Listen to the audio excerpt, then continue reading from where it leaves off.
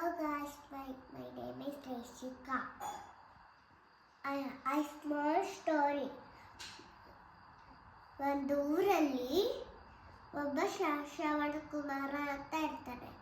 ಅವ್ರ ಅಪ್ಪ ಅಮ್ಮಗೆ ಕಾಣ್ತಿರಲ್ಲ.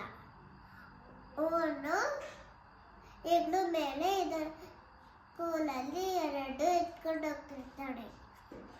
ಆವಾಗ ಮಗ ನನಗೆ ದೇವಸ್ಥಾನ ಕರ್ಕೊಂಡು ಹೋಗೋ ಅಂತಾರೆ ಅವ್ರ ಅಪ್ಪ ಅಮ್ಮ. ಅವಾಗ ಅವನು ದೇವಸ್ಥಾನ ಕರ್ಕೊಂಡು ಹೋಗ್ತಾನೆ. ಅವಾಗ ಬಾಯಾರಿಕೆ ಅಂತಿರುತ್ತೆ. ನೀರು ಕುಡಿಯೋಣ ಅಂತ ನದಿಯಲ್ಲಿ ನಿಲ್ಲಿಸ್ಬಿಟ್ಟು ಹೋಗ್ತಾನೆ. ನೀರು ಕುಡಿತಾ ಇರ್ತಾನೆ. ಅವಾಗ ಸೌಂಡ್ ಮಾಡ್ತಿರ್ತಾನೆ. ಆಮೇಲೆ ದಶರಥ ರಾಜ ಬರ್ತಿರ್ತಾನಲ್ಲ, ಅವಾಗ ಅವನು ಬಾಣ ಬಿಡ್ತಾನೆ. ಅದು ಯಾವುದೋ ಪ್ರಾಣಿ ಅನ್ಕೊಂಡು ಅದು ಹೋಗಿ ಶ್ರವಣ ಕುಮಾರಗೆ ತೆಗ್ಬಿಡುತ್ತೆ. ಅವಾಗ ಶ್ರವಣ ಕುಮಾರ ಜೋರು ಕಿರ್ಚ್ತಾನೆ. ಅವಾಗ ಬಂತು ನೋಡಿದ್ರೆ ಶ್ರವಣ ಕುಮಾರಕ್ಕೆ ತಗ್ಲು ಬಿಟ್ಟಿದೆ. ಆಮೇಲೆ ಅದನ್ನು ನಿಧಾನ ಬಿಚ್ಚಿ ಮತ್ತೆ ಅವ್ರ ಅಪ್ಪ ಅಮ್ಮಂಗೆ ಹೇಳ್ಬರೋಗು ಅಂತ ಕಂಪ್ಲೀಟ್ ಹೇಳ್ತಾನೆ. ಅವಾಗ ಅವ್ರ ಅಪ್ಪ ಅಮ್ಮಂಗೆ ಹೇಳ್ಬರ್ತಾನೆ.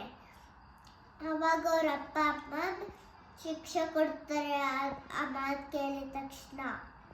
ಅವಾಗ ಅವರು ಸತ್ತೋಗ್ತಾರೆ. ಆಮೇಲೆ ಸ್ವಲ್ಪ ದಿನ ಆದ್ಮೇಲೆ ದೇವರು ಅವನಿಗೆ ಶಿಕ್ಷೆ ಕೊಡ್ತಾನೆ. ಅವಾಗ ಕಾಡಿಗೆ ಹೋಗ್ತಾನೆ ಅವ್ರ ಮಗ. ಅವರ ಮಕ್ಕಳೇ ರಾಮ ಮತ್ತು ಲಕ್ಷ್ಮಣ ಅಲ್ವಾ?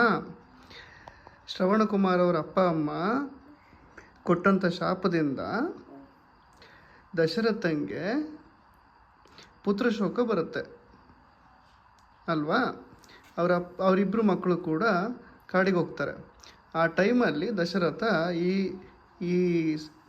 ಇದನ್ನು ಪ್ರಸಂಗವನ್ನು ನೆನಪು ಮಾಡ್ಕೊತಾನೆ.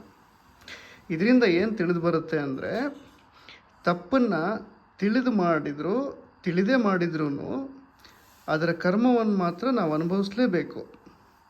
ಇದೇ ಈ ಕಥೆಯ ಸಾರಾಂಶ. Thank you ರೇಷಿಕಾ.